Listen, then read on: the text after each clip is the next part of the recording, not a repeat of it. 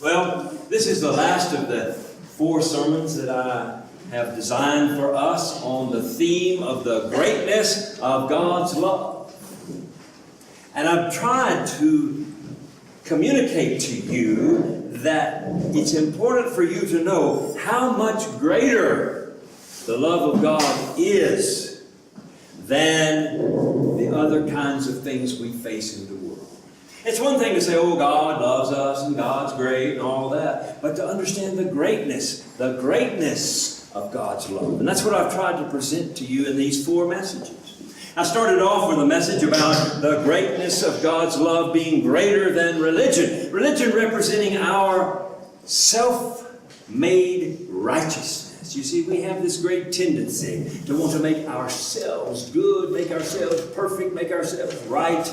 And we usually put that into the form of some kind of a religion of some sort. But God's love is greater than that by giving us a better option than just being self-righteous. We become God's Spirit-filled righteous, which is a really tremendous thing. And then I talked about the idea that God's love is greater than our pride. You see, we have this pride in our life in which we try to control our life and think that we know what's better in our life, think that we know the right decisions to make, think that we know exactly how we should live and what we should do. It's called pride. But the love of God is greater than that pride by showing us a better way, as Paul said, a more excellent way. You may remember the story I told about Gilbert and how he was hypnotized to see only green. When you only see yourself, you don't see God. And then we talked about how God's love is greater than our desire to be prosperous, not just economically, but socially, and any other way that we can prosper ourselves, suck out of life what we think we need to be good and to be well off.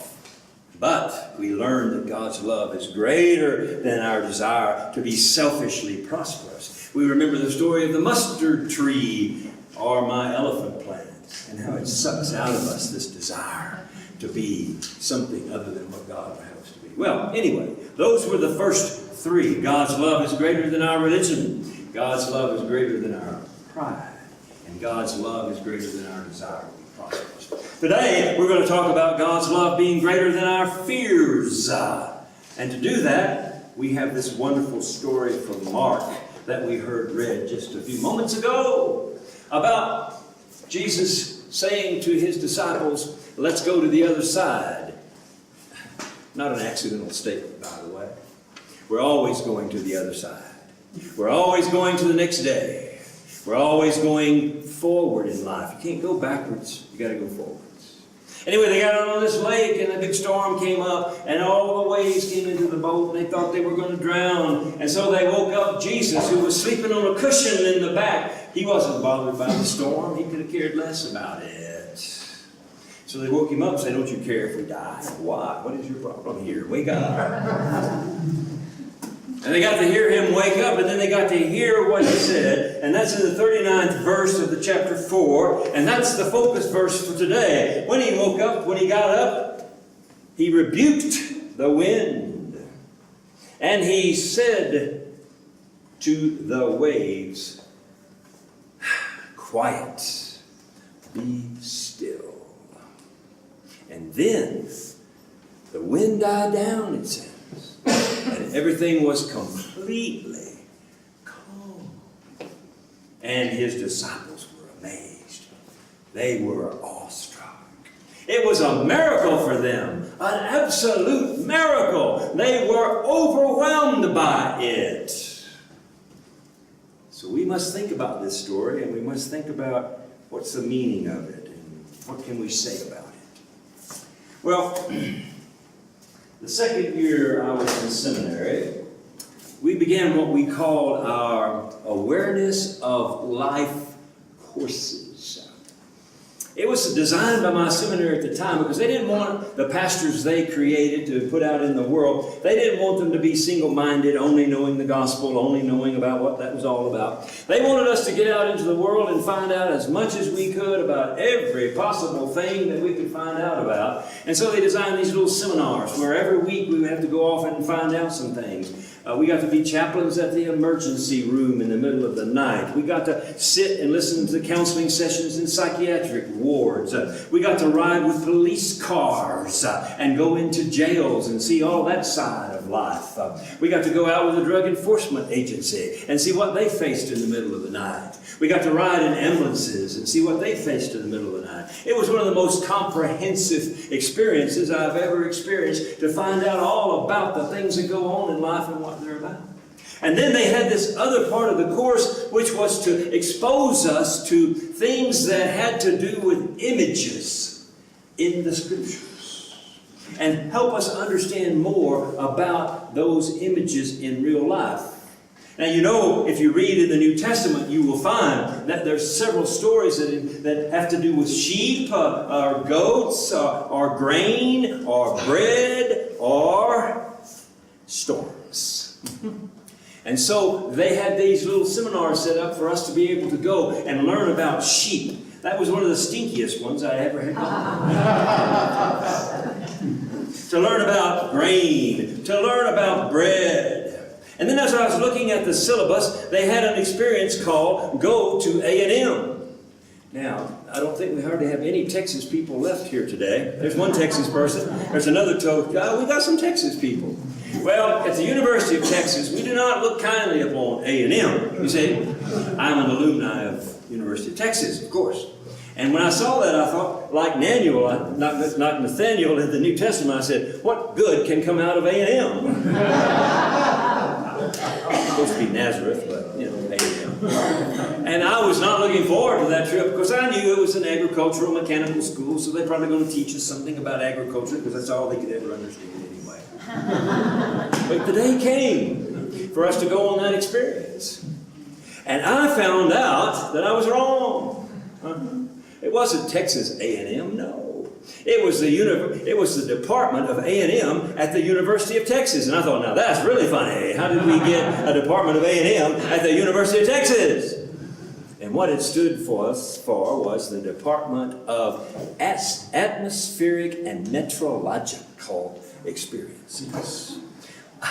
A short way to say it was the Weatherman School. Atmospheric and Meteorological. You see, A&M. So I was relieved that we weren't going to actually go to A&M. Why did we go to this place? I never would have gone to the Weatherman School. In my whole life would I ever gone to the Weatherman School if it hadn't been for my seminary. But they wanted us to learn about storms. And I never thought about a storm. I just knew one thing. I didn't want to be in a storm. I didn't get out of it. You know? But they wanted to teach us that day how storms happen. And I learned a lot that day. It was an amazing lecture by one of the professors there. I won't bore you with all the details, but I do want to help you understand what I learned that day. He started off with one of the really complex statements. He said, you know, there is warm air and there is cold air. I can handle that. Warm air, cold air. And then he went on to explain basically that warm air is made up of these molecules that are very tightly compacted and rubbing against each other and creating heat. And that's where hot air comes from. And it rises up as high as it can into the sky because heat rises, you see. And then there's cold air. And cold air does not have as many molecules or atoms in it. It's got all these holes, all these empty spaces, and the molecules are just kind of floating around, not touching each other, and it brings the temperature way down, you see. Now, what causes a storm? So you've got cool air in a low pressure area, and you've got hot air in a high pressure area. Now the hot air needs more space because it's all tight and compact, and the cold air is sitting down there with all kinds of space in it. So what happens? The hot air goes right down into the cold air to find more space for itself, you see. Now the cold air doesn't like that. So what are you taking over my space for? That's horrible. And so the cold air basically fights back, pushes back, kind of a reverse wind. So what you end up getting then is a storm, you see. A battle between warm air and cold air, you see. A battle between the giant force of the hot air in the high pressure and the giant force of the cool air in the low pressure area. So what we took away from that as young theologians was that a storm is a struggle between two great forces. That's what a storm really is. It's a struggle between two great forces. Now, I'm pretty sure that the disciples did not have the benefit of that kind of scientific understanding. But what they understood was there was a struggle going on, all right. The waves were getting high, and all the water was coming into the boat, and the wind was just blowing like crazy. But the thing they also understood was that Jesus saved them from that horrible possibility of drowning out there in the lake. They actually saw that water calm down. And for them, it was a great miracle. And they talked about it and told everybody about it.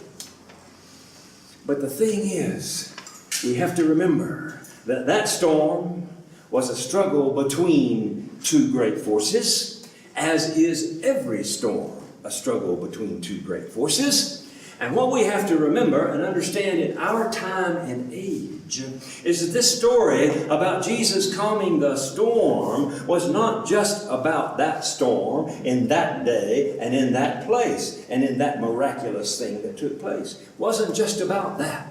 As a fact, it was about something much more miraculous than just calming a storm on a lake. That sounds like a pretty major thing. But it was about something much more miraculous than that. And this is one of the things I really feel that as Christians we have to do when we look at these miracle stories and understand they're talking about something much, much, much, much, much bigger, much more wonderful, much more amazing than what we see there in that little story. What's being spoken about here is God's ability, the power of God's love to calm the storms in the human heart.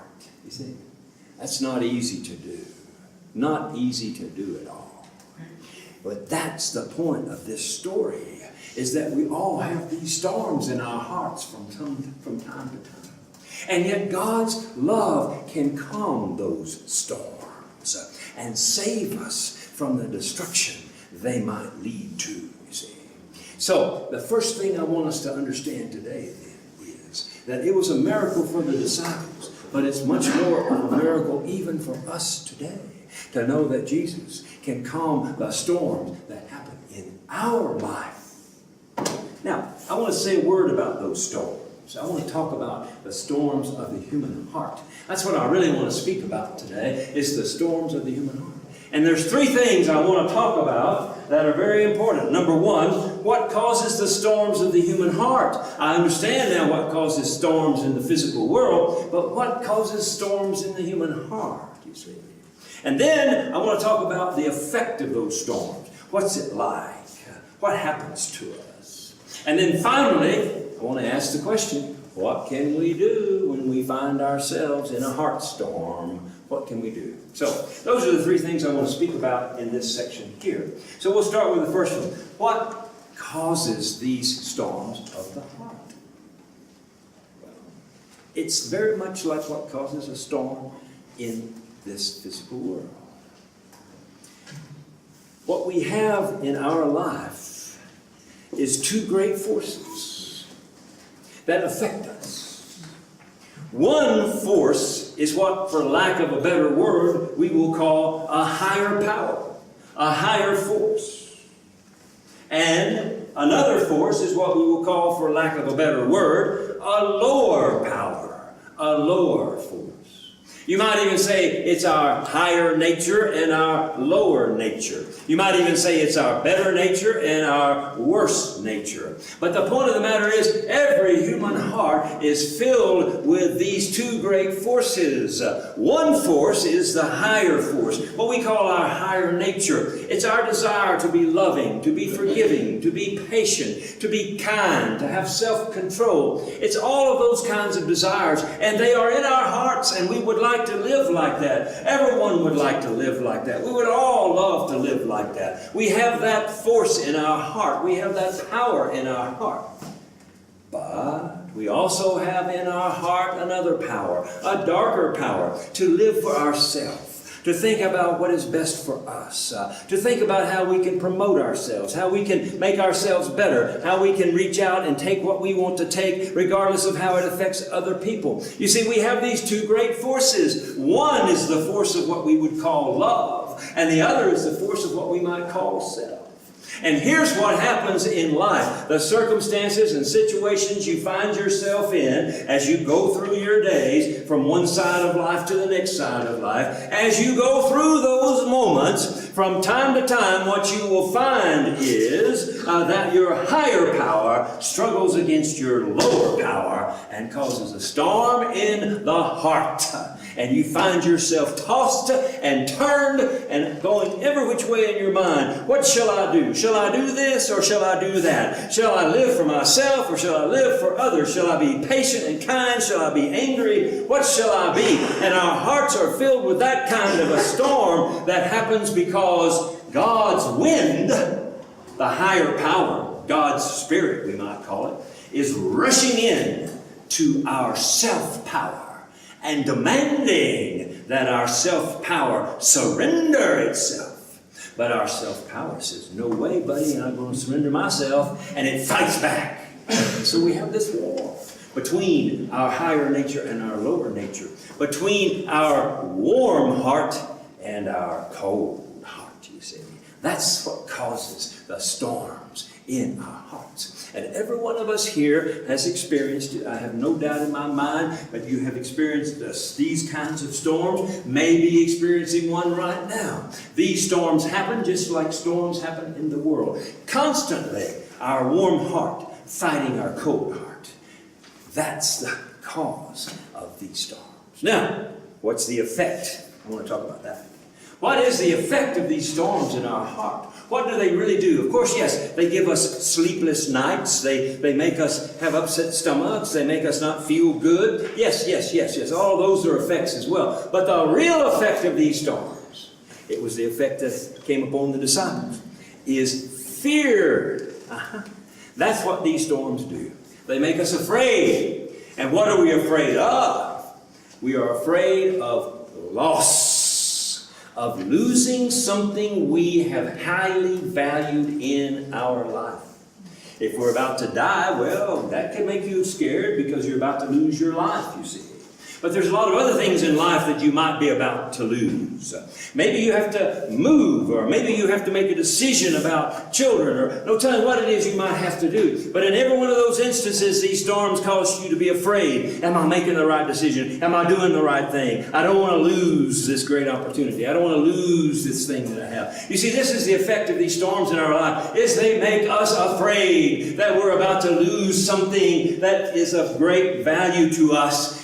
The disciples in this story were afraid they were going to lose their life because the water was coming into the boat. It's a symbolic way of saying this is what the storms do to you. They make you afraid of losing something that you cherish so much that you're afraid to let it go.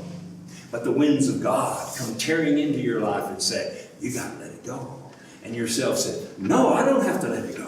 And the winds of God come and say, yes, you do have to let it go. No, I don't have to let it go. And back and forth you go, back and forth you go. And the waves get higher and the things get worse. And you find yourself filled with fear. So, there that is. The cause is the battle. And the effect is fear. So, what then shall we do when we find ourselves in this heart attack, so to speak, in this storm of fear in our heart? What shall we do? Well, the disciples did the right thing. They sat around and said, what can we do? What can we do? Let's wake up Jesus. Good idea. Good idea for us to wake up Jesus. You see, I think part of the story is trying to say to us that Jesus is asleep in every life here today. Not awake, but asleep. Jesus is asleep in your boat.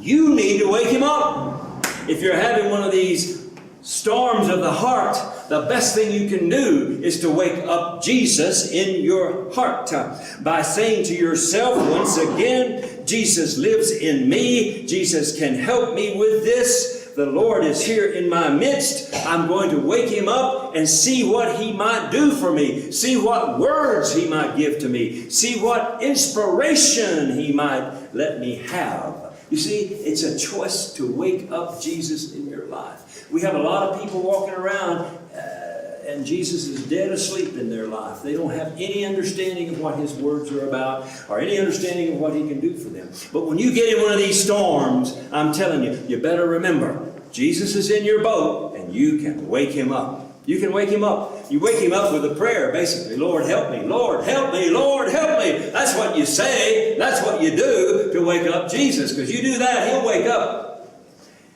And then what does he say to your storms? Not to that storm long time ago. But what does he say to your storms? Well, the scriptures tell us that he rebukes the wind. And to the waves, he says, quiet, be still. Two things, the wind, the waves. Now, here's an interesting thing. Many people have not thought about this. If the wind represents the power of God, if the wind represents what God is trying to do in one's life, then why would Jesus rebuke the wind? You see, why would he do that? Why would he rebuke the wind? Why would he do it? It's a good question to ask. It's something we really need to think hard about. You have to understand the word rebuke. Rebuke means basically to say to somebody that's acting up or somebody that's messing up or doing whatever, it's basically to say to them, enough! No more of that. And when Jesus says that to the wind of God, it's basically Jesus saying to the wind, enough! We got your point. We understand. You want us to change. You want us to transform. We got it. You don't need to blow any harder. We understand. Quiet. Be quiet. We got the message. That's what it means to rebuke the wind. It means we got it, Lord. We understand that you want to change us, that you want to move us on, that you want to do something different for us in our life. We got that point. You don't need to hammer us anymore about it. And then to the waters, the raging waters, the waters that were fighting the wind, fighting. He says, quiet, be still. Which is a way of saying to the waves of our own life, surrender yourself to the will of God in your life. It's a command to surrender. Quiet, be still. Surrender. Let go of whatever it is you're holding on to. Let go of all your fears. Let go of all your weaknesses and your desire to fight this new thing at which you are moving toward. Let go of it. Let go of it. Be quiet. Be still. You see, when Jesus speaks to you that way in your heart, then you've got all you need to have peace. You've understood the wind. God's changing what's going on in your life. And you've understood the water. It's time to surrender to this and let it happen. Let it be. Let God change me the way he wants to change me, to take from me the thing that I cherish so much, so I can grow, so I can be even more like God than I was before. So there you have it, you see. It's all plainly laid out for us in this little story. We now understand what causes the storms of our heart, the fight between our warm heart and our cold heart, our heart of trust and our heart of doubt. It's that fight, and that the effects are we become fearful beings, no longer able to go with the flow of life, no longer able to accept the realities that are happening to us as being from God. And the thing to do to overcome it is to hear the voice of Jesus in your own way. To hear that message telling you, I got the point, God, and I'm not going to fight anymore. I got the point, God, I'm not going to fight anymore. And you know what happens when you have that? Peace. Unbelievable peace. And you can move on with what life wants you to be. Now, I said a lot of things here. And I was looking for an illustration, you know. I needed another story. Only had one so far. And I kept trying to think, what story can I tell to get across how this peace of God comes in the midst of a storm. And I've got a book of stories. I've got many books of stories. And I started looking through. And every one I looked at was just like it doesn't quite cut, doesn't quite get the point across that I'm looking for. And so I was working on that. It was a Wednesday this week. I always start working on my messages about Wednesday. And the first thing I do is to try to locate the stories I need to use. And I was having a block. I couldn't find the story that I needed. And I had a meeting that I needed to go to. It was about 4:30 in the afternoon. And then my phone rang. Interrupted my thoughts. So, okay, I'll answer the phone. And it was a member of our community who is sitting with a man that is dying from terminal liver cancer. And she called me and she said, you know, I'm sitting with this man who's dying from a terminal liver cancer, and he hardly can talk and he can hardly say anything. But I heard him say, and I checked it two or three times, what did you say? And he said, I need a pastor. I need a pastor to come. This is a man on his deathbed. And so she suggested to him, would you be willing for my pastor to come? And he said yes. So she called me and told me about this man who I'd never met, who's not a member of our community, how he was on his deathbed, and how he was calling for a pastor. A storm arose in my heart, you see, because it was time to find an illustration for my sermon, you see. It was time for me to go to a meeting, you see. It was time for me to pick up my wife after choir practice, you see. And if I went there, I would have not enough time to get to this place called Fossick, which is a place for the terminally ill here, a hospice. I would only have maybe, 15 minutes to get down there. And that didn't seem right to go to somebody's deathbed and say, well, I got 15 minutes, I'll be back another day. I had a storm in my heart. What shall I do? Shall I pay attention to these obligations I have, these deadlines I have, these things I need to do? Or shall I heed the call of some man that says, I need a pastor? I'm about to die. Well, I didn't know exactly what to do at first, because I thought maybe I can put it off, come a little bit later in the day, or maybe tomorrow, and it would fit my schedule. It'd be much more convenient for me. And so I suggested that, but I could hear in her voice that it was a possibility he might not make it through the night. So I prayed to Jesus. I said, Jesus, what am I going to do? I'm all upset about what I should be doing here. And that's when I heard the voice, quiet, be still. Get on down there to Fossick. That's what you need. Dropped everything. Quit my sermon preparation. Didn't worry about getting back here in time to pick up my wife. She'd figure out what happened, probably. And went on down there. I was greeted by this lady, and she took me up to the room where this man was, and he was in very bad shape. All jaundice and yellow and swollen belly. And you could tell his days were very much numbered, and his voice was very whispery, and you barely could hear what he had to say. And I introduced myself, told him that I was the pastor that he'd asked to come down there. And he said something I could not hear because it was so tiny little voice. And so I had to actually almost lay on top of him to listen to what he was saying. And it was still even difficult because his words were kind of mumbled and jumbled. But I heard him say, basically, as I understood it, he said, I have a lot of doubts. I am afraid to die. And that was about what he said. And so I told him that I would pray for him, that we would pray for Jesus' peace to come upon him. And I told him that God would be with him forever. Not just in this life, but in the life to come. And that he did not need to be afraid. That's what I told him. I said, you don't need to be afraid. And I asked him, I said, do you know Jesus? Do you know the Lord at all? And he said something again. I had to come way down close to hear what he said. And he said, Jesus is calling me, but I don't want to go. Jesus is calling me, but I don't want to go. And that's when I told him, I said, listen, it's never a mistake to go with Jesus. Never, never, never, never, never, never. Always go with the Lord wherever he is leading you, be it to the other side or the other side. That's the point. Go with Jesus. Go with Him, and you will find light, and you will find peace. And then we prayed a prayer, and I can't remember all what I prayed for. But I do remember praying in that prayer that he would receive peace for this storm in his heart, that he would be able to understand that if it was his time to go, it was God's way of saying to him, I am right and this is your time. And we prayed some more.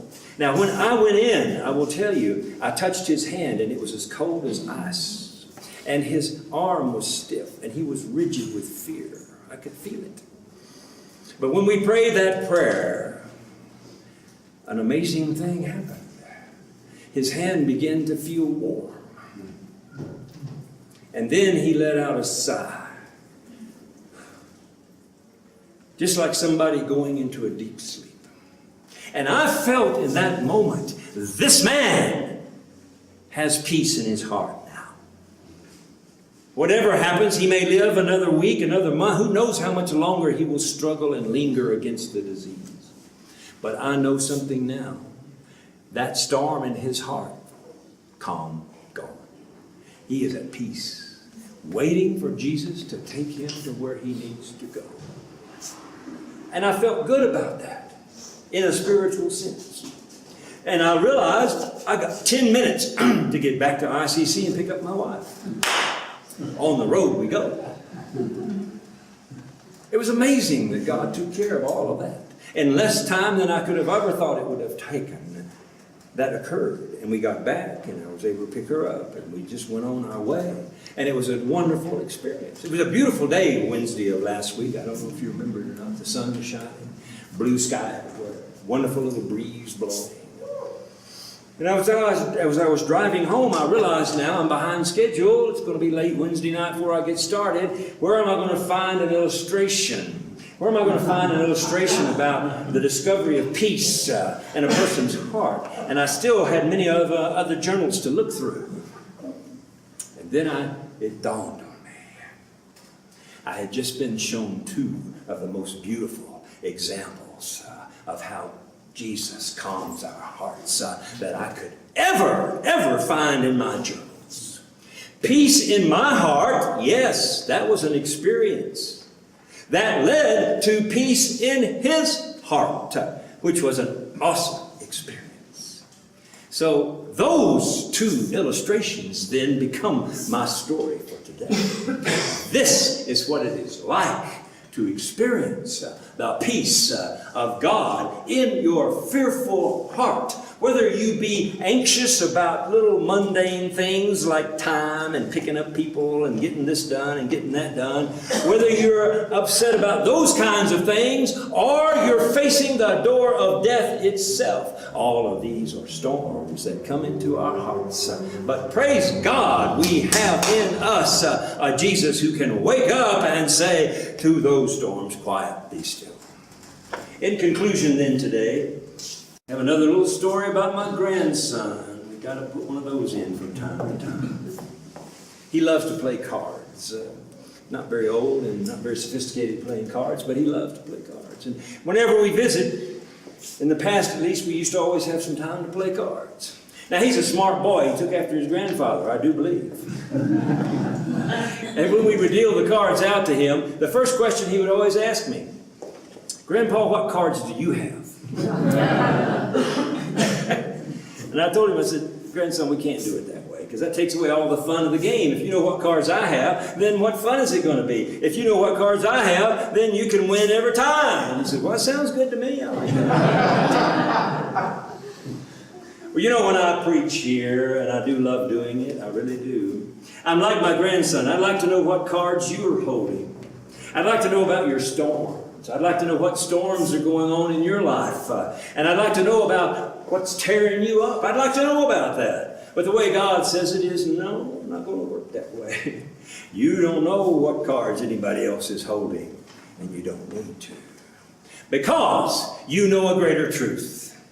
And that is whatever card they're holding, whatever storm you're facing, we know the one that can calm that storm.